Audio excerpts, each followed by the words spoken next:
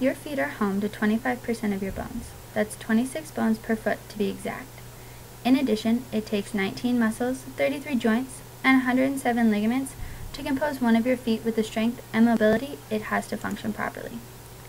With such a complex composition and the important task of acting as the main shock absorber for your skeletal structure, keeping your feet healthy is one of the most important things you can do when considering your long-term health. As a woman, I have experienced the joy of shopping for a new pair of shoes to match a dress for school pictures or going out for a special event. I have happily suffered through wearing 6-inch high heels all day, running 5 miles in a new pair of tennis shoes, and every type of shoe experience, good, bad, and in between, along with all the blisters and aching feet that accompany each. By the end of this speech, I hope you will better be educated about the importance of our daily decisions about shoes and their long-term effects on our body. To better understand how the foot is affected by the shoes, we must gain a better understanding of how shoes developed over time before diving into the nitty-gritty of what qualities a good shoe should have, as well as the negative effects a fashion shoe, such as the high heel, has on a woman's feet. Although shoes have been around since the beginning of time, we're going to stick more culturally to home and start by looking at shoes when they began to really boom and transform from one style to the next. According to Merriam-Webster's dictionary, they define the shoe in its most basic form: an outer covering of the human foot, typically having a thick or stiff sole with an attached heel and upper part of a lighter material. What this definition has been equated to over time is an extreme range of shapes.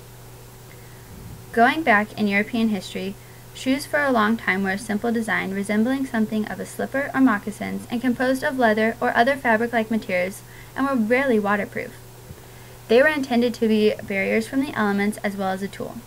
Advancing through the centuries, the heel was created with the purpose to help a rider remain in the saddle. By the early 1800s, both men and women's shoes consisted of a decent variety of styles, color, heels, toe shapes, and materials, which moved the shoe from an object of pure functionality and protection into the realm of fashion and greater emphasis on an appearance rather than comfort and mobility.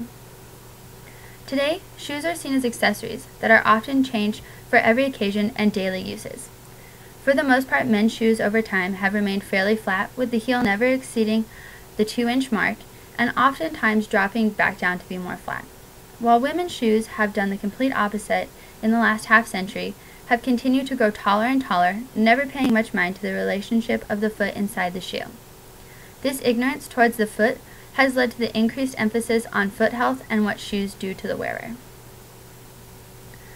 Sometimes there is a conflict between what we want to look like when we are wearing a certain shoe and what your feet actually need in the shoe in order to be protected. What we each consider a good shoe is different. Brand name, material, price, and style are all common ways of defining a good shoe, but in reality, a good shoe is one that supports and protects your foot. According to the How's To section, published by the American Podiatric Medical Association, there are several things to keep in mind when shopping for the right shoe. There are the obvious suggestions, such as buying the proper style of shoe for the activity, as well as the correct size. They do suggest that you keep in mind that one foot is usually larger than the other, so when sizing shoes, make sure to size for your larger foot. What you probably don't consider, however, is purchasing a shoe with support in the front and the back, as well as under the arch of your foot. Depending on how high or low the arch of your foot, it will control the amount of support needed in that area of the shoe. Support, along with noticing when your shoes are showing signs of uneven wear, are two big components of knowing when it's time to upgrade before causing permanent damage to your feet. When talking about a good shoe, one must also consider the type of foot that will be placed inside the shoe. Let's consider a running shoe or a tennis shoe.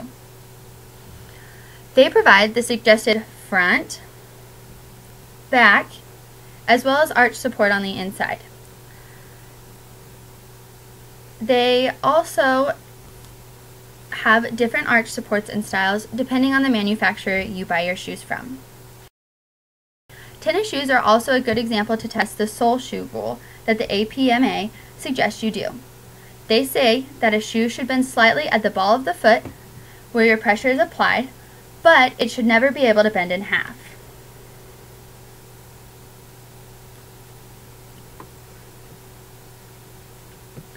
The number of shoe styles and varieties are countless anymore, but just because it can be worn as a shoe doesn't mean it's offering you the support and the important attention your feet need. Women's high heels have been around for hundreds of years, but their destructiveness to the feet raises the question as to why women are still wearing them. There are several truths about wearing high heels, such as these fashion shoes of today.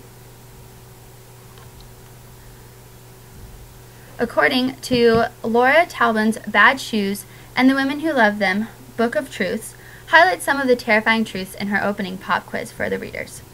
Things such as breaking in a new pair of shoes that are too tight is okay, or wearing of high heels on a regular basis can shorten the tendons in the back of your heels, and wearing heels or pointy-toed shoes regularly over time will actually warp your feet into the shape of the shoe. These are only the beginnings of foot problems and pains that are associated with long-term wear of bad shoes such as the high heel. Heels have been known to lead to things such as bunions, hammer toes, neuromas, bunionitis, corn, calluses, blisters, and ultimately deformation of your foot to the point where it is actually taking the shape of a high-heeled shoe. This isn't to say that wearing high heels needs to be completely cut out of a woman's living, but it does need to be monitored and reduced to a minimum. There is a safer way to wear high heels, says Dr. Erica Schwartz, DPAM. She suggests to her patients that they need to be smart about what they wear and decide to wear when they decide to wear it. For example, a heel that's more like this shoe, where it is under the 2-inch mark and the heel is larger around so that your weight is more evenly distributed when walking instead of it all going on the ball of your foot, is extremely helpful with not having painful feet by the end of the night. Although we don't think about it each day, the importance of the shoes we wear goes much deeper than how good they go with our clothes or what name is on the inside label. They affect our body and mobility, which is something that is often taken for granted until it's too late to get it back. You now have a better understanding of where shoes come from, as well as their importance when worn and what they can and cannot offer your feet in a good and bad situation.